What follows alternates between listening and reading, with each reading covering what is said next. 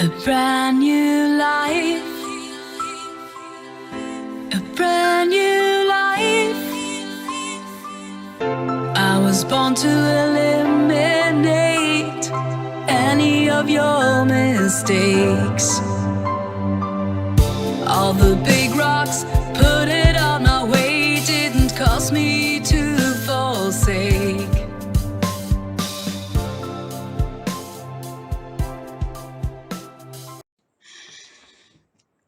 Bueno, ¿qué tal? Un día más, aquí estamos en estas pequeñas cápsulas para conocer a distintas personas. Y hoy que he cogido el tren, pues la casualidad de coger el billete, el boleto, voy a dejar pasar y me encuentro que tengo la suerte de compartir asiento, cercanía con Francisco Díez. Francisco, ¿cómo estás? ¿Qué tal, Javier? Qué gusto verte, qué gusto encontrarte en este lugar tan lindo. Pues nada, bien, la verdad que mientras nos sentamos, por curiosidad, ¿a ti te gusta ventanilla o pasillo? Pues mira, yo prefiero el pasillo porque soy un poco inquieto y me gusta levantarme. Entonces, y no me gusta molestar al que tengo a mi lado cada vez que me levanto. Entonces, y más en tren, el tren me encanta porque me permite caminar de un lado a otro, ¿no? Sí. No, y conocer, Francisco, conocer a gente que va a estar contigo durante un viaje y que a lo mejor nunca vas a volver a verla, ¿no? Esos encuentros muchas veces son maravillosos porque, bueno, a ti te ha pasado seguramente que uno tiene conversaciones con perfectos extraños en donde muchas veces se dan conversaciones de un nivel de intimidad como si fuera alguien muy cercano a ti y resulta que es la primera vez en la vida que lo ves y nunca más lo vas a volver a ver y por eso mismo muchas veces se da ese contacto, ¿no? Yo creo que yo disfruto mucho esas conversaciones, las disfruto mucho. Sí, sí.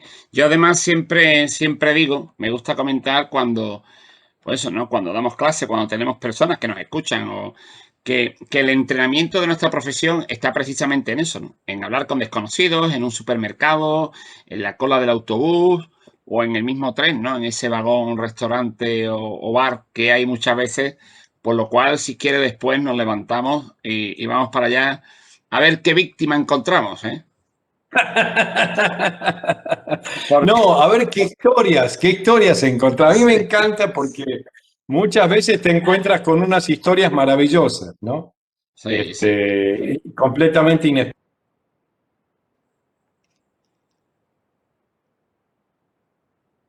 Uno tiene una deformación profesional y a uno le gusta mucho escuchar y hacer preguntas. Y la gente se da cuenta que cuando tú estás escuchando, que tú estás escuchándolo y estás haciéndole preguntas, estás interesado, y la gente muchas veces se larga a contar cosas que son historias, bueno, muy originales, porque cada persona es original y única, ¿no? Sí. Hay, hay, Eso es muy... hay un, hay un personaje, aprovechando lo que estás contando, que es verdad que te quiero contar. Yo no sé si es la edad, querido Francisco, pero cada vez más, y más en esta época de pandemia, se acercan muchos vampiros emocionales, ¿eh? Ese que se te acerca y dice, hay que ver lo tarde que vamos a llegar. Seguramente que está lloviendo cuando lleguemos a Sevilla. Hay que ver el frío que hace. Y también tenemos que gestionar las conversaciones con los vampiros emocionales, ¿eh? Sí, sin duda alguna. Hay que saber protegerse de los vampiros emocionales a tiempo. Sí, sí, totalmente. Así como también hay que saber, eh, digamos, como si uno fuera una abeja, dónde está el néctar en una flor que se abre, ¿no? Totalmente. Y Francisco, mira, yo sé que te conoce todo el mundo porque quien vaya a vernos, pues dirá que la suerte y el lujo que he tenido de compartir contigo asiento, ¿no? Pero, ¿quién es Francisco Díez? Bueno, mira, a ver, yo muchas veces me defino como salteño porque mi territorio me define bastante. Padre de familia, porque mi familia me define me define muchísimo, y mediador, porque es lo que siento que soy, más allá de que sea mi profesión, ¿no? Pero la verdad es que ya en esa misma definición tenés varias caras, ¿no? Soy padre de familia, soy profesional, soy esposo, soy amigo, soy compañero, soy el que está, digamos, viajando por distintos lugares del mundo, pero al mismo tiempo sigue siendo muy salteño, ¿no? Muy de una ciudad chica. Yo creo que uno tiene varias facetas, ¿no? Pero si tengo que definirme, me defino por esos tres rasgos. Soy salteño, soy padre de familia y soy mediador. Entonces, por eso, Francisco, Paco, Pancho, Fran, Exactamente, así es. depende del sector que esté, ¿no? Y Y una sabes cosa, que, sí, sí, dime, sí, y dime. sabes que hay mucha gente que me dice Pancho, hay grupos en los que soy, por ejemplo, yo pedaleo, ando en bicicleta bastante. Mm. En ese grupo de ciclistas yo soy Pancho, ¿no?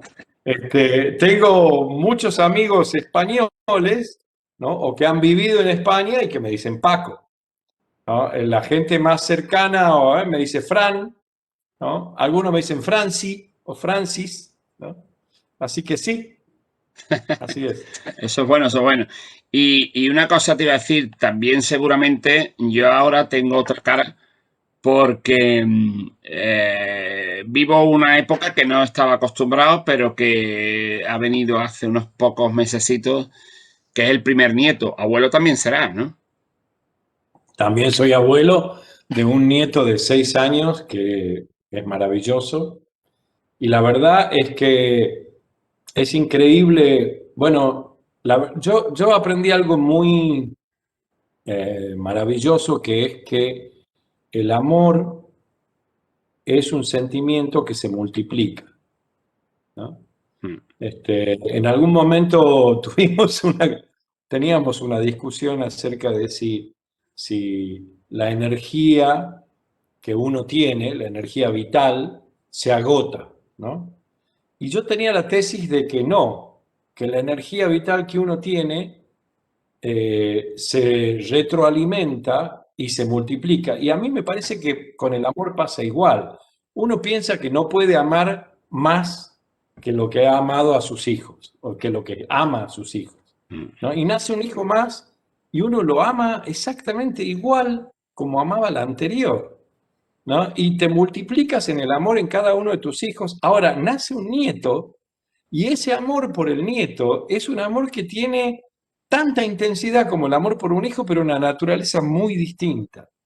Tiene una naturaleza de mayor libertad, por lo menos así lo vivo yo, ¿no? Es un vínculo que, como tiene menos responsabilidad, puede tener más intensidad, ¿no? Y de más disfrute, ¿no? Sí, sí, es verdad. Yo deseando seguir viviendo las etapas que tú ahora has estado viviendo. Y Francisco, una curiosidad. ¿Te gusta el fútbol? No. ¿No? Bueno, Si te o tuvieras que sea, definir por un equipo, para estándares argentinos, no soy un fanático del fútbol, al punto que acá entre nosotros y en la tranquilidad de este tren te confieso, mm, un pecado para estándares argentinos terrible. uf, Toda mi vida fui de Boca, pero porque mi vecino y amigo de la infancia era del Boca, ¿no? mm, Y me nació un hijo varón que se hizo fanático del River. Y entonces, bueno, me decía, no, yo soy del River. Y realmente a él sí le gustaba el fútbol. A mí siempre me apasionó el tenis, ¿no? ujú. Mi deporte que me encanta es el tenis. Entonces, Entonces, un día, desde el potro ni hablamos, ¿no? sí, del Potro ni hablemos, pero bueno, también si tengo que elegir, soy fan de Roger Federer, ¿no? Sí. Eso, ¿qué vamos a hacer? Y el asunto es que un día lo llevo a mi hijo a la cancha del River a conocer, como sorpresa para él, y visitamos toda la cancha de River y él estaba fascinado. era chiquito y cuando terminamos hacia al lado del campo me abraza y me dice, papá, esto es hermoso, muchas gracias. Sería perfecto con una sola cosa más. ¿Qué? Le digo. Y que vos también fueras de River. Y entonces le digo, bueno, mira, hagamos un trato. Vos te haces de Federer y yo me hago de River. ¿En serio? Sí, le digo, dejo Boca y me hago de River. ¡Oh, qué maravilla! Bueno, y me abrazaba, y qué sé yo. Y claro, entonces, eso para un argentino, ser toda tu vida de Boca y pasarte a River, es inconcebible. Sí, sí, sí. No, no, no. Que bueno, Eres algo muy especial, ¿eh? Porque eso, bueno, eso es. practico la multiparcialidad, Javier. Sí, sí, no, no, no. Noto claramente cómo eres mediador en todo, ¿no? Porque lo mismo que pasa con Boca y con River, si te vienes aquí a Sevilla y hablas de Sevilla y Betis, ni te cuento. Claro, Eso es así, ¿no? claro. No, bueno. Y, Ahora sí, no me hagas que me cambie de Federer, ¿no? no, no. Si está Federer con cualquier otro, tengo mis problemas cuando juegan Federer y Del Potro, ¿no? Sí. Ahí es un dilema difícil de resolver. Y Nadal, qué barbaridad. ¿Eh? No, bueno, ahora que Federer está afuera, Nadal es el ídolo, ¿no? Claro. Es el que Federer está más lejos, digamos. Pero por una cuestión etaria, ¿eh? Bueno, Estoy con los viejos. y escúchame, Francisco, a ti, tú ¿quién recuerdas? Porque bueno, como tú has dicho, eres varias cosas, ¿no? Pero nos une esta pasión que tenemos los dos por la mediación, ¿no? Pero a ti, ¿quién te ha marcado? ¿Qué profesor te acuerdas? ¿Qué amigo te acuerdas? ¿Alguien de la infancia? ¿Hay alguien que tú, cuando lo ves pasar por la calle, cruzas la acera para darle un abrazo porque te acuerdas mucho de él? ¿De quién te acuerdas? No, bueno, la verdad es que yo creo que si algo yo rescato de mi vida es la maravilla de maestros que tuve. Tuve y sigo teniendo, porque en realidad yo me doy cuenta que no ceso en el disfrute del aprendizaje, ¿no? Mi maestro hoy en día sigue siendo John Paul Lederach, ¿no? Y yo disfruto cada intercambio que tengo con él, ¿no? Y cada oportunidad que tengo de intercambiar con él, de aprender de él. Pero he tenido muchos maestros a los cuales les agradezco profundamente de corazón y he ido teniendo distintos maestros a lo largo de mi vida, ¿no? En distintos campos y en distintas épocas de mi vida. Jorge Federico Sábato fue un gran maestro cuando yo ya era profesional y comencé a trabajar en la política. Dante Caputo, Jimmy Carter, ya en el trabajo profesional. La verdad, bueno, Bill Yuri, un gran maestro y amigo, Sarah Cobb. Bueno, un maestro que yo adoro y con el que disfruto muchísimo es el marido de Sarah Cobb, Carlos Slutsky, Sí. ¿no? Carlos Slutsky Fantástico. sí, es fantástico, fantástico. Sí, sí. Así que sí, son varios mis maestros, son varios mis maestros. De cuando era chico, de cuando era jovencito, digamos, también tengo Sí, así en el colegio recuerdos. también seguro, ¿no? Bueno, en el colegio me pasó una cosa muy curiosa y es que tengo más recuerdos de maestros de los que aprendí por rechazo. De los que te castigaban. En realidad, te cuento una historia que para mí que me marcó mucho, ¿eh? Me marcó Sí. mucho. Sabes que cuando estábamos por ahí con 15 años, un maestro de historia eligió a 3 de nuestro curso, entre ellos yo y otros 2 amigos míos, y nos invitó a unas clases privadas que daba sobre historia de la humanidad. en donde con unas diapositivas, para hacértelo sencillo y rápido, el tipo presentaba todos los eventos más importantes de la historia de la humanidad como fruto de una conspiración judeo-sionista. ¿No? Y yo me acuerdo que a mí me golpeaba, porque era, bueno, era una explicación que simplificaba toda la historia, diciendo, bueno, acá hubo conspiraciones del sionismo internacional que intenta, va, y de la masonería y todo eso, ¿no? Entonces, un día le digo a mi padre, le digo, mira, che, vos sabés que este profesor nos está mostrando esto, qué sé yo, y mi padre está, no me olvido nunca, mi padre fue un gran maestro, Mm. estaba leyendo Kant y me dice, cualquier explicación de una cosa tan compleja como la realidad que se reduce a una sola causa es una estupidez. Y siguió leyendo. Y eso para mí fue como una iluminación. Mis dos compañeros terminaron en las Fuerzas Armadas, golpistas, antidemocráticas, y Sí, sí, yo terminé en el gobierno sí, sí, de sí. Alfonsín. Sí, sí, Sí. totalmente. Y escúchame, Francisco, ¿cuándo te acercaste a la mediación y por qué? A la mediación en sí, a la profesión. Bueno, primero gracias a mi amiga Gachi Tapia, que un día vino y me dijo, Fran, está comenzando esto en Argentina y es para vos, Mm. tenés que venir, ¿no? Al primer grupo en donde se trajo la primera capacitación.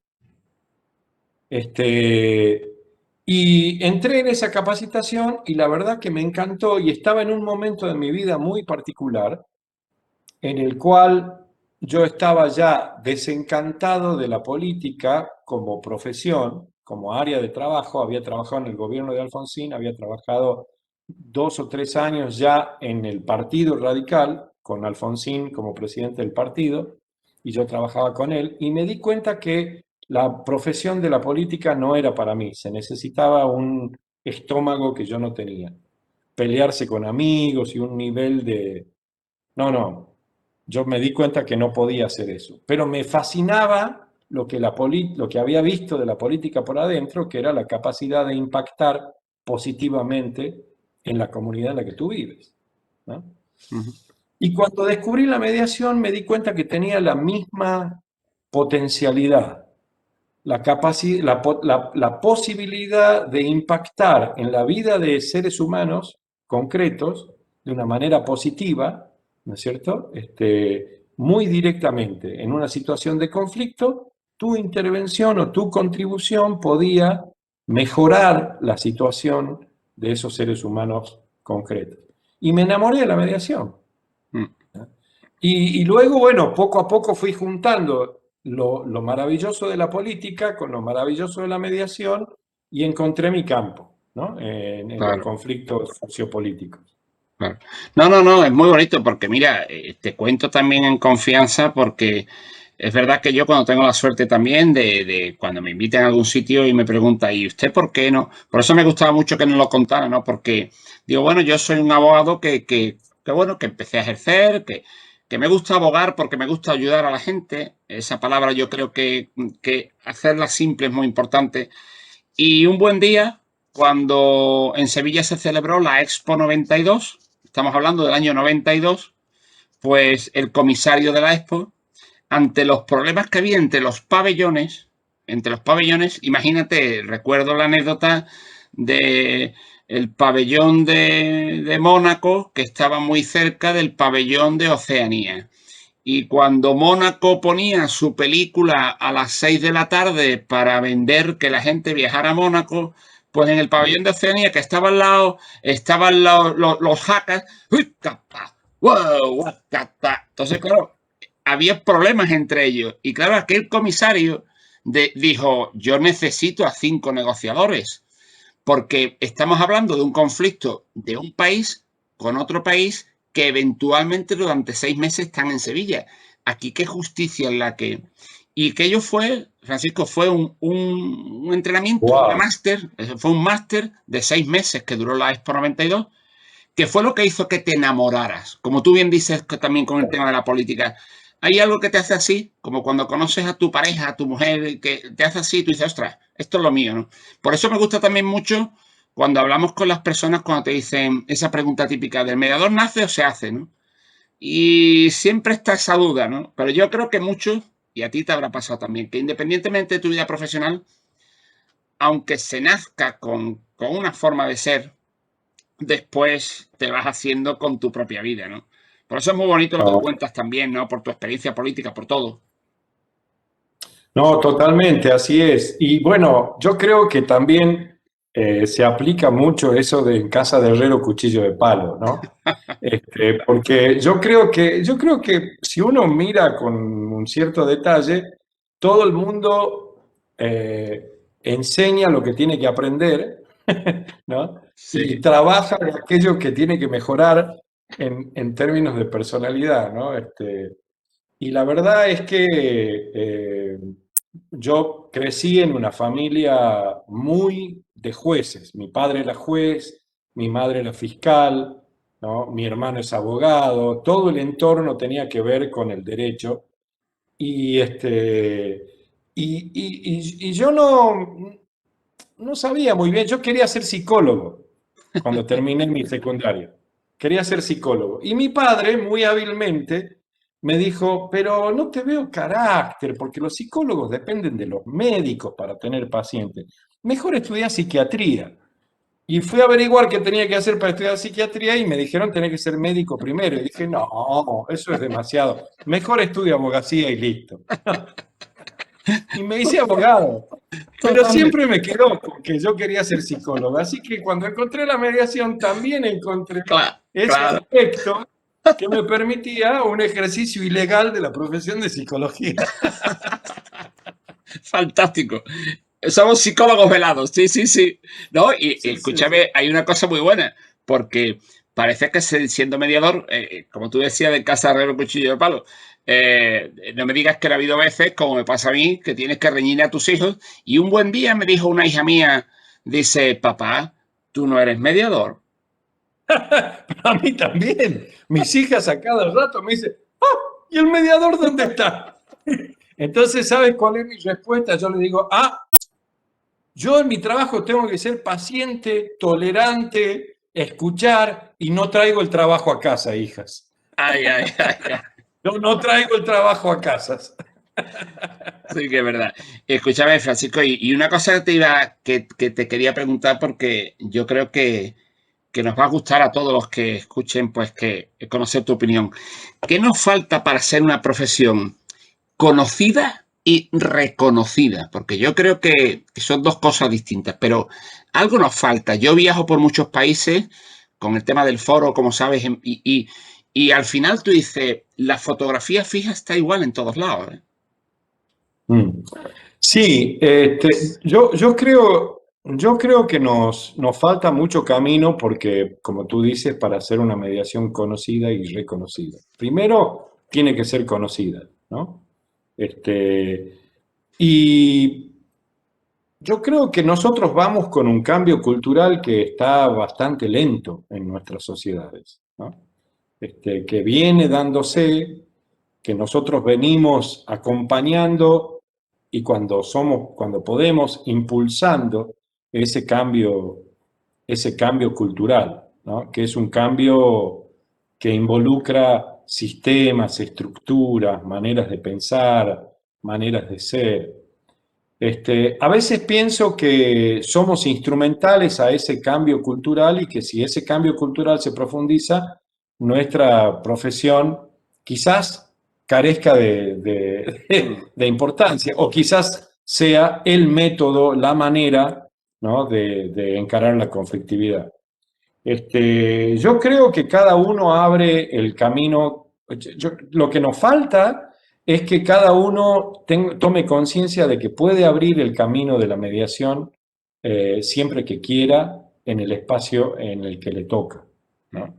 Y que la suma de todas esas fuerzas individuales, si se hacen con seriedad y con responsabilidad, generan el cambio en términos de la profesión, ¿no? No tengo mucha expectativa puestas en los colegios de mediadores.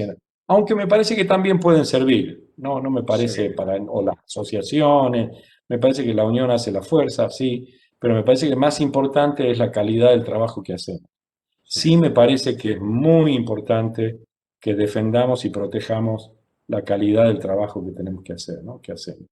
Sí, sí. No, totalmente. Y después también pienso, vamos, me parece fantástico lo que cuenta. Pienso también que el esfuerzo está en cada uno de nosotros. Se espera mucho de las administraciones, de la publicidad.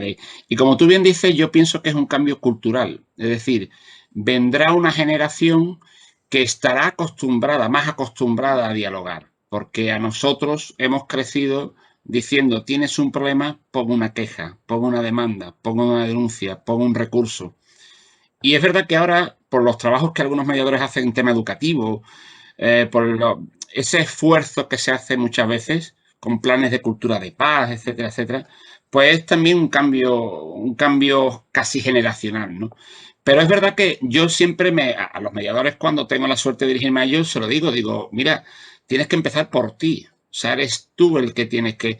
Y otra lucha también, Francisco, que yo creo que, no sé qué opinas tú, que tampoco es una lucha. Fíjate tú que cuando vamos por distintos países hay sitios donde se dicen facilitadores, en otros mediadores, en otros confunden o coinciden con conciliador, con tal.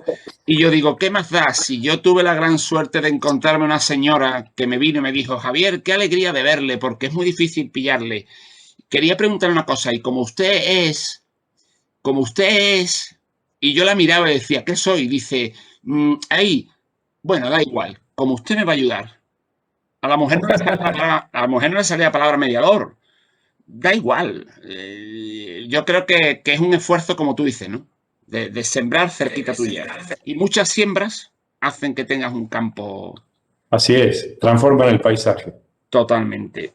Y bueno, me has hablado de un ídolo, ¿vale? Que es Roger Federer, pero ese lo vamos a dejar de lado. Dime ídolos de Francisco Díez. ¿Qué ídolos tienes? Ese que que llevabas en la Eh, carpeta cuando eras joven, el que llevas. Sabes que no, no he tenido así ídolos. Y siempre ¿Y la canción? me, siempre me puse un poco bueno, qué sé yo, Amé Serrat, ¿no? Joan Manuel Sí, Serrat, era maravilloso, digamos, adoraba los Beatles, por supuesto, Sui Generis en Argentina, Sui Generis era, ¿no? Maravilloso también. Pero no fui un seguidor ni de equipos, ni de individuos así. Ya te digo, yo creo que ese episodio con este profesor me enseñó mucho y me hizo, digamos, ser escéptico frente mm, a las grandes imágenes y ¿no? En sí, realidad, cuando tenía 15 o 16 años, me acuerdo que estaba sentado frente y retomé esa imagen muchas veces, ¿no? Mi casa tenía un balcón que daba a casi toda la ciudad, mi casa allá en Salta. sí. Estaba puesta arriba y tenía un balcón que daba a casi toda la ciudad. Y yo me acuerdo el efecto de acercarme a la puerta del balcón y que a medida que yo me acerco, el horizonte se va ampliando, Mm, ¿no? Y entonces, yo tenía ahí en ese momento, en los 15 años, 16, yo dije, bueno, hay dos maneras de vivir la vida. Una manera es ponerse en una cinta transportadora y que te lleve para que te muestre el paisaje que está la cinta transportadora. Y otra es caminar. Y cuando vos caminás, elegís la dirección, ¿no? claro. Y sos consciente de lo que abandonas en cada paso que decides dar en una dirección determinada, de lo que abandonas y de lo que eliges, ¿no? Y yo dije, yo quiero caminar, no quiero subirme a ninguna cinta transportadora. Mm. Entre otras cosas porque como estudiaba, como decidí estudiar abogacía y mi padre era abogado, era decano de la Facultad de Derecho, era juez, etcétera, yo tenía como un camino marcado, Mm, ¿viste? claro, Era como lógico que yo trabajara con mi papá y que siguiera siendo el hijo de, claro. ¿no? Y yo decidí que no iba a volver a Salta, me iba a quedar en Buenos Aires y iba a hacer mi camino. Mm, Y entonces eso también fue una decisión que de alguna manera excluye a ídolos muy dominantes, ¿no? O muy importantes para mí en mi formación. claro. Fueron muy importantes maestros, ¿no? Sí, sí. Y maestros que tuve y que sigo teniendo y siempre le digo a mis hijas y a los jóvenes con los que trabajo, busquen maestros que les ayuden a aprender, que Mm, los enriquezcan, ¿no? Porque para mí fueron maravillosos, tengo montones de ellos. En la claro. facultad tuve varios y la verdad es que la relación con los maestros cambiaron mi vida. Mm, Siempre los maestros me fueron indicando hacia dónde era el paso siguiente, ¿no? mm, Este, bueno, tomé esa decisión y me ayudó en las decisiones más importantes de mi vida, ¿no? Cuando decidí salir de la política para ir a estudiar, cuando decidí divorciarme, cuando decidí tener una segunda hija con mi segundo matrimonio, cuando decidí cortar una relación de trabajo que era muy exitosa, mm. pero que yo sabía que tenía un ciclo cumplido, ¿no? Y así. No, es muy bonito, la verdad que me encanta, la verdad que ojalá este tren durara más, pero es verdad que es muy bonito porque reflexiono, me quedo con frases tuyas, me las guardo en el recuerdo de este viaje que hemos compartido, porque es verdad, yo creo que cuando alguien empieza, y cuando le pregunto a alguien un ídolo, ¿no? Bien, pero claro, pienso, con lo que tú dices, con toda la razón del mundo, que el ídolo es alguien al que sigues, el maestro es alguien que te acompaña. Entonces, es muy de lo que tú dices, ¿no? O sea, es muy a estas generaciones nuevas decirle, no busques el ídolo, no, busca maestros, busca personas que te ayuden a acompañarte, pero el camino lo tienes que hacer tú. Porque si no, Claro, vas a intentar querer ser una persona que no eres, quieres parecerte a tu ídolo, pero tú no eres como él. Es claro, como el deportista, como, mire usted, este es así y es como es y llegar hasta él, solo es él, ¿no? Yo claro. creo que eso también es una gran enseñanza. Bueno, pues Francisco, estamos a puntito de llegar a la estación, además ya están avisándonos y sí me gustaría, antes de despedirte, un abrazo gigante y y de decirte que la próxima vez nos vamos a ver en la Bella Salta, eso seguro. Genial, genial, El, con po- empanadas. el por qué no lo sé, pero y homenajearemos a Güemes, en fin, ya haremos ya decidiremos hacer un viaje para Salta los dos, ¿no? Que tuve la suerte de conocer. Pero déjanos una frase, di una frase lapidaria a los mediadores, una frase, un título. ¿Qué se te ocurre? Mira, me quedé con el tema de la toma de decisiones, ¿no? Es lo más importante de la vida, ser consciente que uno toma decisiones todo el tiempo y que cuando nosotros trabajamos como mediadores, en realidad lo que ayudamos a lo que nuestro foco, a mí me parece que uno de los focos más importantes es ayudarle a las personas a que tomen las mejores decisiones que puedan tomar ellos, ¿no? Porque la vida se construye sobre decisiones. Tú puedes pensar que te lleva una cinta transportadora y que todo es fácil, pero no es así. En realidad, cada paso lo decides. Y cuando estás en un conflicto, decides seguir en el conflicto o gestionarlo de una manera o de otra. Son decisiones. Entonces, en la medida en que los mediadores tomamos conciencia de cómo nosotros tomamos nuestras propias decisiones en nuestra vida, somos más hábiles para ayudar a otros a tomar las decisiones que cada uno puede tomar, ¿no? Pues sí. Y me parece que eso es algo que salió acá. Sí. Pues, querido Francisco, Francis, Pancho, y para mí, amigo Paco, que es un lujo, se me ha hecho muy cortito el viaje, no sé si a ti también. ¿Eh? Sí, se pasó volando. Sí, sí, pues ya estamos casi llegando a Córdoba.